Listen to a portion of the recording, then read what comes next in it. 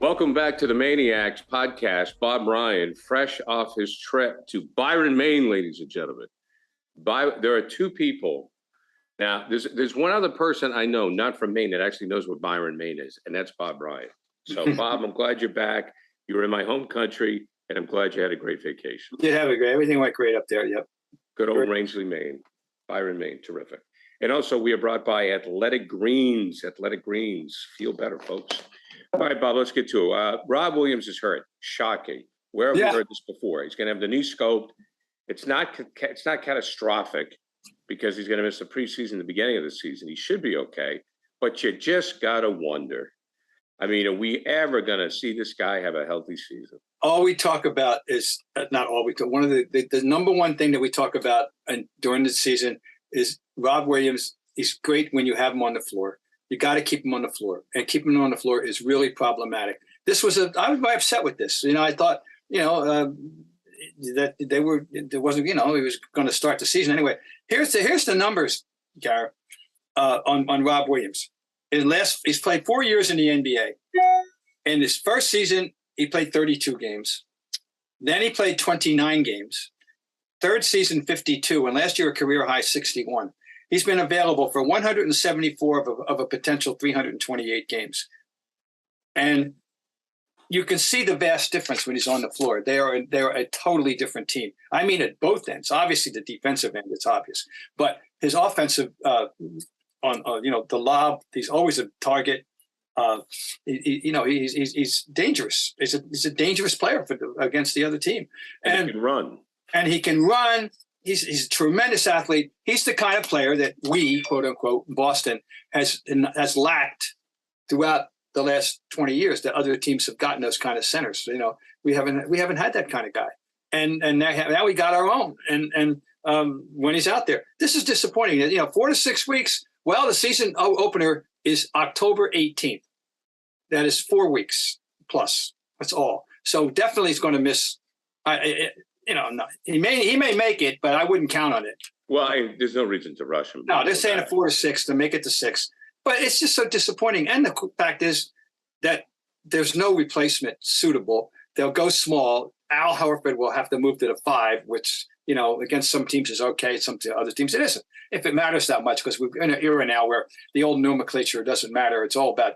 Brad Stevens told us 2 years ago. It's about bigs, wings, and ball handlers. That's the NBA now. Bigs, wigs, and ball handlers. So but still, Al is best suited in as a wing, as a 4. And Luke Cornett, I don't know. They're going to go out. I don't think they're going to worry about getting somebody if they're going to get him back. No, I don't think so. They're going to make do, and if they get the right matchups, they'll keep their head above water. But it's disappointing and it's scary. I mean, when is he ever going to be healthy? I mean, I don't know.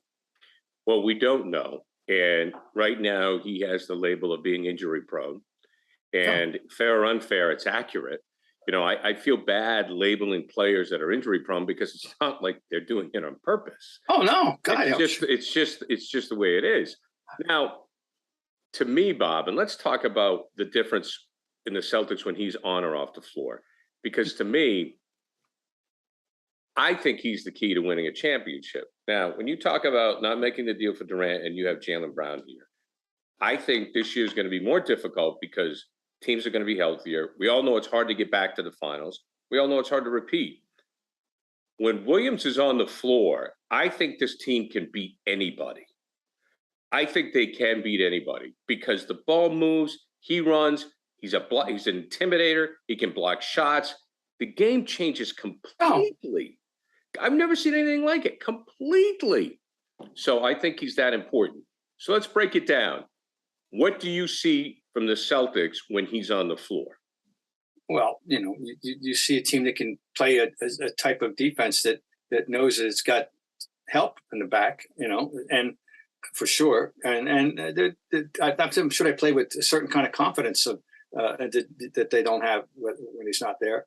And and as I said, on offense, he's always a threat, a target for that lob. And he's not a great offensive player, but he's a threat in that regard, and it changes things. And absolutely, no, they're different. You're right. They're very, very different, and a lesser team when he's not there. And I think pace is a big deal. I think, to me, what I've seen, and maybe it's just in my head because I'm such a Rob Williams fan. To me, they seem a step quicker when he's out there.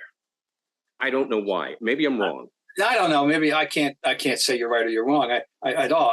That's your observation. That's fine. I just know they're better. I just know, we all know that it is the vast difference when he's there and he's not there. And you can say he's the key. Well, of course, if they were to lose Tatum, that would, or Tatum, obviously. No, I'm saying, but they need all their components. They had it all going. Whatever that moment was in January when they had their come to Jesus moment and they started playing basketball to the point where they were the most successful team in the league from then to the end of the season in terms of wins and losses. They didn't win the championship because they didn't win the final series against the best team in the league. Okay, fine. But no team was more successful overall night in and night out than they were from January on. And he was a major, vital part of that. And, so they got to have him. So, I mean, it's not a catastrophe. And if in fact he's back in 6 weeks, and he's healthy, but the thing is, you're always worried about when. Well, it's always something, though. It's turf toe or this or that, and I mean, nagging injuries. I mean, again, not catastrophic, but something that always takes him out of the mix. So that's it. So that was the first dose of bad news. Well, the second dose actually. The first dose was Gallinari. Now we hardly knew yet. We never had yet, and but we were all enthused about the possibilities that he brought, and they're no longer there. So that's that. And we're wondering if they were going to go out and find somebody, and even floating the name of Carmelo Anthony. But they still haven't definitively said whether they're going to go out and try to get somebody in that regard. But that was the first dose of bad news. And now here's a bigger dose of bad news. So unfortunately, that's where we are. Yeah, Bob, if this guy is healthy for the next 10 years, where does he end up? How do you envision him? I don't know whether he's going to develop how much of an individual offensive game. Would you ever say? I mean, right now you're not throwing the ball into him and asking him to score very often. No. Then again, the league, the way the game is being played now, there aren't that many bigs that are back to the basket and getting the pass and ask to score. That's just not the way the game's played anymore, much to my regret, of course. But he's going to have accumulated experience. He's intelligent, first of all. We know that, and he's going to accumulate experience. He's going to have book on opponents. He's going to have institutional knowledge. There's no reason why he's. What is he? 24? He's young. And so this is the thing. As a group, all the key players are still. 27 and under. I think that's what's Smart is now. But my God, they're still probably the peak of Smart's career. But the others are still have possibilities of getting better, and they should get better. So we're in good shape in that regard. If they stay in this uniform, because we all know that it's a volatile world with regard to comings and goings, and much different than it was in the old days. And you can't project 5 years of who's going to be in uniform, when free agencies come up and things happen, or guys started rallying their sabers, now guys can, which we see, how many, I don't know if we're going to have an endless succession of Hardens and Durants and Irvings and people that are, able to try to get their way in and out of places. But, in a sense, we've seen a little bit of it. Donovan Mitchell made himself kind of a poison pill in Utah. And so that's the way of the world. But so you can't project too far down the road. It's wise as a fan to keep your sights in the present, and enjoy what you got when you got it. A fan of the show and a big fan of Bob Ryan, nice guy, Alejandro, approached me the other day, and he watches the podcast, listens to the podcast, watches the Zoom. Boogie Cousins. Your thoughts on that? Because they say this guy's is in incredible shape now, and that he's not going to be on the market long. There was a time somewhere along the way when I not flipped, but I began to give him more the benefit of the doubt. And I remember saying a couple of years ago, I'd go pick him up at the airport. I'd take a shot. I would. Yeah, but there was a time when you never think about that. But I would think about that. I think he's at the point where if he's got something left, he's older than you think. I mean, people forget how long. He was the same draft as John Wall, I believe, and they were Oh, he's been around. Yeah, but I wouldn't mind kicking those tires. Frankly, no, I wouldn't mind at all. Yeah, I'd definitely take a look at it. Athletic Greens, folks. Athletic Greens. You want to feel good? You got to check this out. It costs you less than $3 a day. You're investing in your health. It's cheaper than your cold brew habit. It's cheaper than getting all the different supplements yourself. You're investing in an all-in-one nutritional insurance. Athletic Greens has over 7,000 five-star reviews. Right now, it's time to reclaim your health and arm your immune system with convenient daily nutrition. Just one scoop in a cup of water every day. That's it. No need for a million different pills and supplements to look out for your health. To make it easy, Athletic Greens will give away a free 1-year supply of immune-supporting vitamin D in 5 free travel packs with your first purchase. All you have to do is visit athleticgreens/hoops. Again, that is athleticgreens/hoops to take ownership over your health and pick up the ultimate daily nutritional insurance. Athletic Greens, AG1. Check them out. Okay, guys. Bob, you reminded me that 50 years ago, perhaps the greatest Celtic team ever? I don't know. 72, 73? The best team that didn't win in Celtic history were the 72-73 Celtics, and remain, in my mind, among the top maybe 3 teams in the history of the franchise. And because Hondo got hurt, right? Well, and John Havlicek got hurt in Game 3 of the Eastern Conference Finals.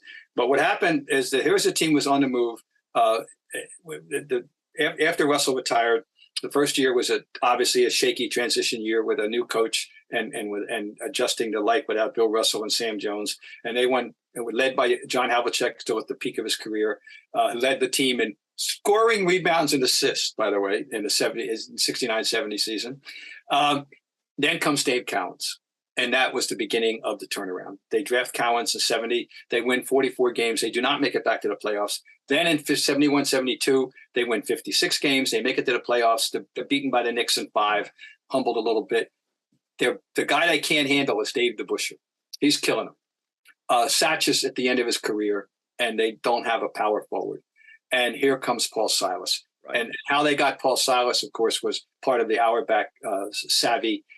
Back in the 70 draft, when the ABA was still flourishing, the Celtics in the 7th round took Charlie Scott from the University of North Carolina, even though he had already signed a contract to play in the ABA, just to have his rights. Well, guess what? At the end of the 71-72 season, near the end, Charlie Scott jumps back to the NBA. And Charlie Scott jumps right from the Virginia Squires, and the Phoenix Suns are making a Google eyes at Charlie Scott. They want Charlie Scott. Well, guess who has the rights to Charlie Scott? Arnold Red Auerbach. And guess what Phoenix has that Boston can use? Well, they have a 6'7" power forward, 29 years old, named Paul Silas, who was just coming off his career year, having lost 30 or 35 pounds from the year before, and transforming himself from a big, bulking, thuggy kind of guy to a guy who could actually get up and down the floor and still maintain his other skills. He's the missing link. And he and Cowens hit it off beautifully. And that team goes off. They win their first 10 games. And off and running, they win 68 games. It was a magnificent season. They ran, oh my God. Yeah, Cowens is on his way to be an MVP. It's an idyllic season. And it was a fun year. But I can't believe I just reminded myself this week, oh my God, it's 50 years from that team. But that team should be remembered. And of course, what happened was they got in the Eastern Conference Finals against the Knicks. And in Game 3, John Havlicek gets caught in a pick between DeBusschere and Bill Bradley, and it hurts his right shoulder. Ooh. And they go to New York for Game 4. It's one of the most interesting, famous games in the history of their playoff history. They are beating the Knicks by 16 points entering the 4th quarter without Havlicek. And the Knicks make a big comeback, thoroughly aided and abetted by the officials, Jack Madden and Jake O'Donnell. And it was the most criminal, ridiculous 6th and 7th man thing that you could ever see. Not just my opinion. Jack Kaiser of the Philadelphia Daily News labeled this game, quote, the rape of Madison Square. And so he was sticking up for the Celtics. They lose in overtime, double overtime, and game 4, and go down 3-1. Game 5 is in Boston. Havlicek is going to play now with one arm. He's playing left-handed for the most part. He scores 18 points, and they win the game. Silas has a big rebound game. And then they go to New York, and they win game 6, and they come back, and Havlicek he's lesser. He's not doing so well. But they pull it out, come home. They had never lost a 7th game at that point in their history. And we were all brimming with confidence. Well, Havlicek comes off the bench, and as soon as he comes in the game, they swarm all over him. They attack him. They're not going to let John Havlicek beat him with one arm. And he starts turning it over. And you know who had a career game? The career game, and any Knick fan who will know, verify this, Dean Meminger. Who? Dean the Dream Meminger had a career game that Sunday afternoon in Boston. The Knicks win the game and go on and beat the Lakers and win the championship. Now, the thing about this that it was doubly frustrating for Heinsohn and the Celtics was that had they beaten the Knicks, they swept the Lakers in the regular season. They destroyed them. Cowens averaged 31 points and 19 rebounds a game against the Lakers. Wilt was in his final year, Chamberlain, and he had lost all lateral mobility. And Cowens just ran by him and around him, and he couldn't go out and guard him because Dave could shoot from the outside too. That's one thing great about Dave was he could play inside or outside. Yeah. And he destroyed Wilt, and they would have beaten him. They would have won that championship. But that's the great what if Havlicek's shoulder, when it doesn't get hurt, and they don't get hurt. But that team, I'm telling you, want to see a team run? Oh my God, could they run? What I remember about Silas is, I think in 1975, didn't he lead the league in offensive rebounding? Well, I'm sure he was the premier offensive rebounder in the NBA in those years, and he was a master of offensive rebounding, and he was an all defensive type league player. He had sneaky little offense. I used to, he had nice little inside moves, and he had a little tippy toe set shot that he could make at times. I mean, one time I used to kid him about it, and I think he made like 7 in a row on one stretch. His little tippy toe jump shot, and but Paul Silas was much more than just a player. He was I call him the conscience of that team.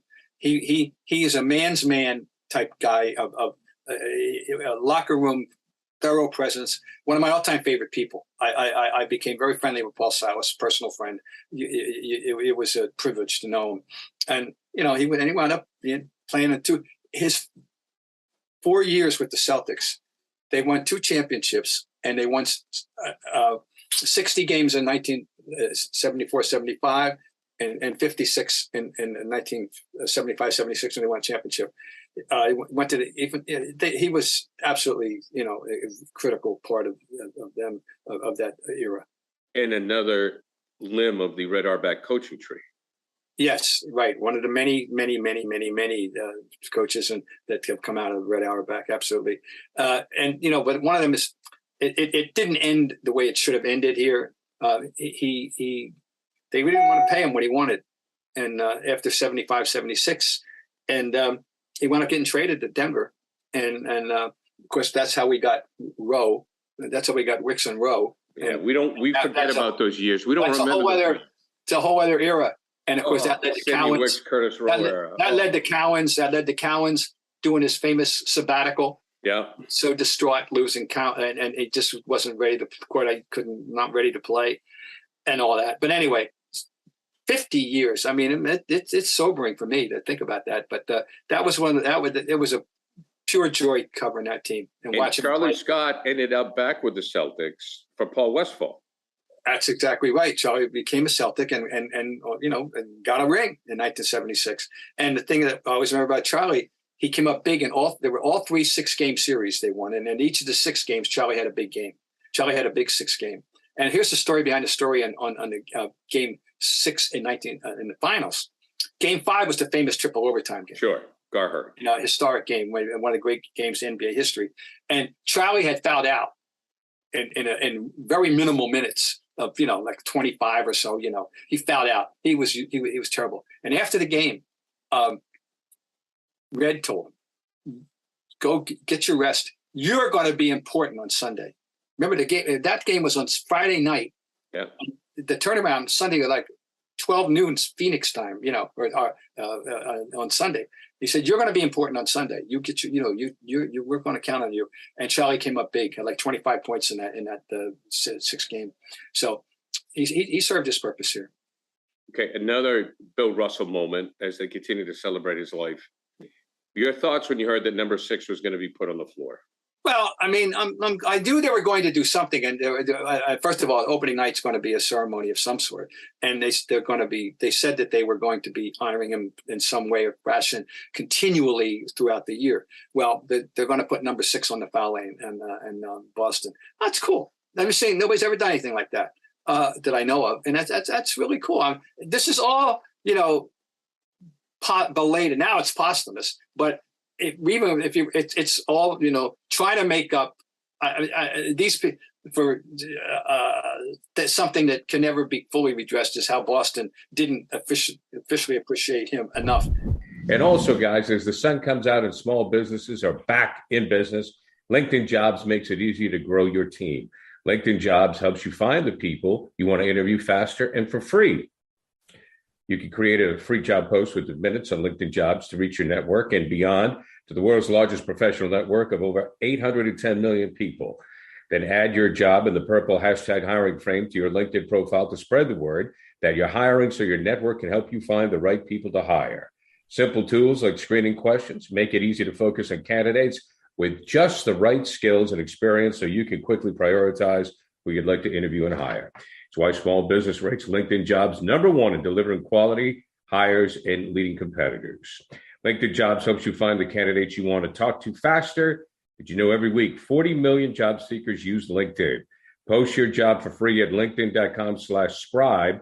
That's linkedin.com/scribe to post your job for free. Terms and conditions apply. What I think is amazing about, look, we all know about his career on the floor and how he was the consummate teammate, terrific coach, very bright, knew the game, sacrificed individual statistics for the greater good, and they won 11 championships. But what I think is the impact he had on the players today when he started to become more visible, because Bob, we've talked about it before. We had the event at the Garden. He did it for his daughter and her charitable organization, right, where they officially retired the number. Right. And you want to talk about a who's who. I mean, we were both there. I mean, a who's who was at that. My God, everybody and anybody who, NBA royalty, and showed up for that. Sure. But the way that he impacted the players later, when you would see him on the sideline at these games, and LeBron would talk to him in different places, Steph would talk to him, and he really became a mentor. Yep. To today's NBA player, which I always found very impressive. Because I think there was a feeling, I don't know if I want to use the word recluse. Recluse might not be the right word, but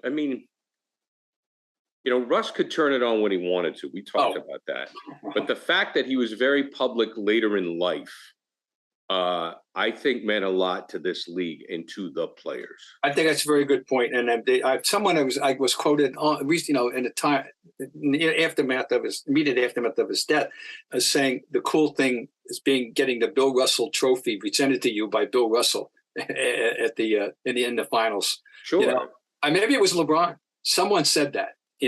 And you're right. I'm glad that there's an appreciation that has now been instilled on the modern generation to understand how incredibly important and just noble and completely great Bill Russell was in the league. And so while you've got the JJ Redick's talking about the league to playing against plumbers and firemen, where these guys are getting the real scoop on what it was like. Oh, sure. I mean, no, I'm saying I can't help taking a cheap shot at JJ. Well, sorry. It's ridiculous. Maybe another year or two I'll stop doing it. Yeah, I mean, but it's just I'll find a way to get it in most of the time. Yeah, I mean, look. But you make a great point, and I'm happy about that. And you're right about his personality. I was witness to this. I had a little acquaintanceship with him, and nobody could turn on the charm better than Bill Russell.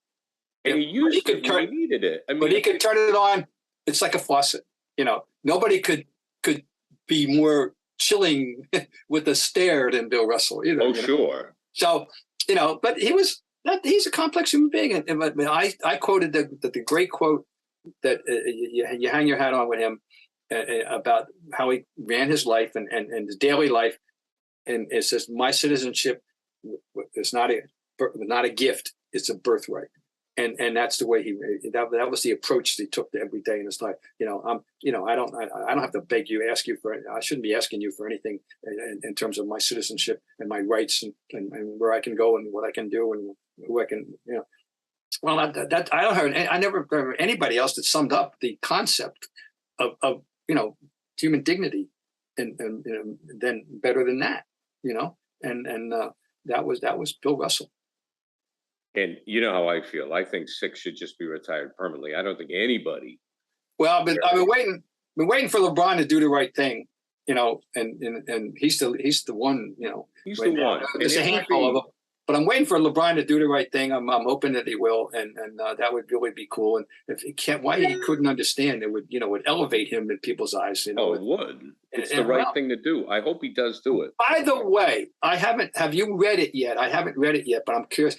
The Sports Illustrated story that's out about LeBron and Bronny and his two boys and the whole idea, about him wanting to play with LeBron. I have not seen it. Well, I got to read it too, but I did see the quote. He's not doubling down. He's tripling down about this is something he really wants to do. And he's saying, I don't care. I don't give a, what anybody thinks about this idea, so it's going to be interesting. And the thing is not whether he can hang on. It's whether the kid is good enough, Well, listen, I try to refrain from second guessing other parents. I really do. Like we hear parents talk about this and you should do this with that your kid, blah, blah, blah, blah, blah. The only thing I will say is, and I saw it somewhere with Doc and his kid, it puts a lot of pressure on the kid. It puts a ton of pressure on the kid. It does. And, and apparently, our friend Jeff, our partner, colleague Jeff says the kid's, seems like a good kid. He's handled this as well as you could possibly. And he's a good player. He's a good player. He's a top 50, top 40, 45, 50 apparently player. Right. And, that's tremendous. I mean, but that's a long way from being a top 10 or being a year away from the NBA or 2 years away from the NBA. So you're right. This is unfair to the kid, and I wish LeBron would understand that. But oh well, he's doubling down. It is, and it's it's a wonderful concept. Obviously, if you can pull it off, ask the Griffeys. They know what it feels like. Oh, sure. And who else? Tim Raines, he got to do it too. Right. And of course the Howes are the all-time champion because that was, in terms of, the Howes. Well, the Howes almost became they were kind of like a traveling circus. Yeah. It was like, hey, come see the old man and the two kids, da da da da da da da. But he's like 60 years old playing for the Houston Aeros. I know it. But what the Griffeys did, hitting home runs, back to back is just. Oh, what's better than that? Top that. But anyway, I'm just recommending, pick it up and read it. I got it. I haven't reading it yet. All right, Bob. As we wrap it up, Draymond Green has called up the owners, and he wants them to take a vote about kicking out Robert Sarver, the owner of the Phoenix Suns, who's been suspended for verbal abuse in the office. Racial remarks, sexist remarks, but just being basically a real asshole. And he wants the owners to take a vote. Is there enough pressure, or can the players put on enough pressure that the owners will do this? I'm borrowing this. I'm not going to claim this is an original thought. I'm going to give full credit, here. When I was watching PTI last week, and Michael Wilbon made it adamant, his opinion was that the only way that you're going to get them out is if there is a massive player. Players are the only avenue. Right. It won't be the owners taking the initiative themselves. Now, remember, how a guy gets into the league is you have to be approved by the other owners. That's the way. So now the reverse, we've never had happen where they voted someone off the island. Adam Silver was able to get rid of Sterling because they had evidence that, of course, they had video and they had audio evidence, and it was odious. But that's the only way. I doubt it'll ever happen. I don't now, and maybe Sarver will come around, but let me put this to if I said a player is going to come out and take a firm stand in this regard, how many guesses would you have needed before you would have arrived at Draymond Green? Oh, sure. Well, right. I mean, this is so. Yeah. I mean, that's just so classically, And by the way, I agree with him. Of course. I mean, the guy should not be an owner in the league. It's a point well taken. But I will, and again, this is not an original thought coming from me either, but I believe I heard it. We discussed it a lot during the NFL. Owners have skeletons in the closet too. Yeah, that's right. So why this guy, Sarver, he's obviously not shy, and he is who he is to a fault. But other owners are going to say, well, wait a minute here. I don't want somebody digging into my past coming after me.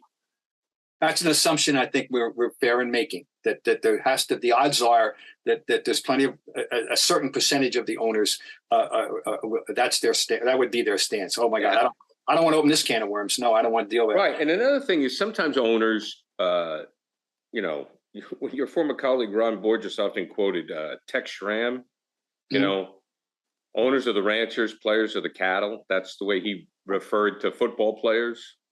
That was like the mentality of the 70s.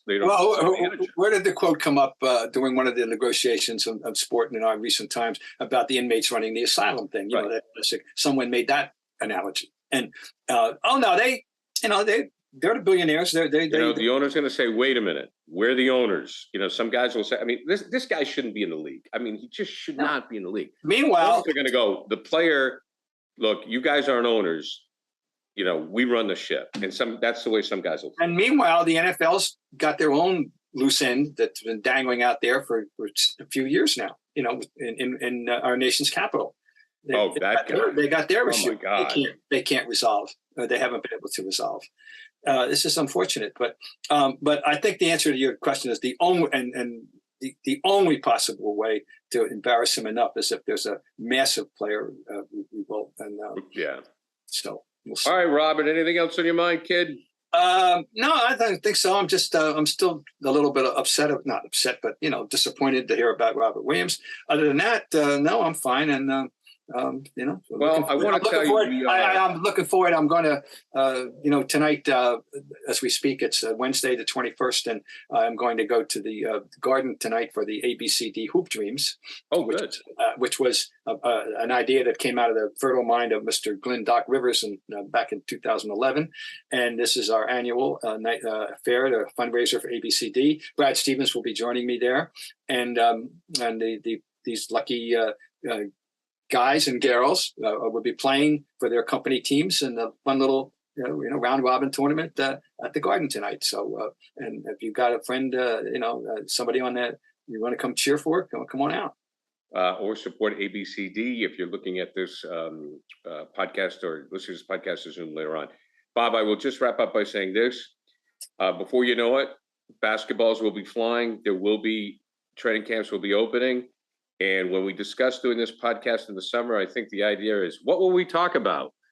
We didn't have a problem. No. You know why? Because it's true, all sports, there's only two seasons. You're playing games or you're not playing games. And when you're not playing games, there has become as much conversation that we can have as when you're playing games. We have become 12. There's no such thing as off season. No. And that's a fact. It's just, you're not playing games, but there's still always something to talk about. But if you're by the way, that's congratulations to Spain for winning the Eurobasket. And Willie, we hardly know you, Hernan Gomez being the MVP. Okay. Only knowledge that can be dropped by Bob Ryan. And yes, the 12-month season now, it sucks for sports, right? It sucks for the beat guy. Yeah, I never had to live through that one. You did not. I used to take vacation. All right, Bob. Thanks, buddy. We'll talk to you next week. And okay, we'll bring him back.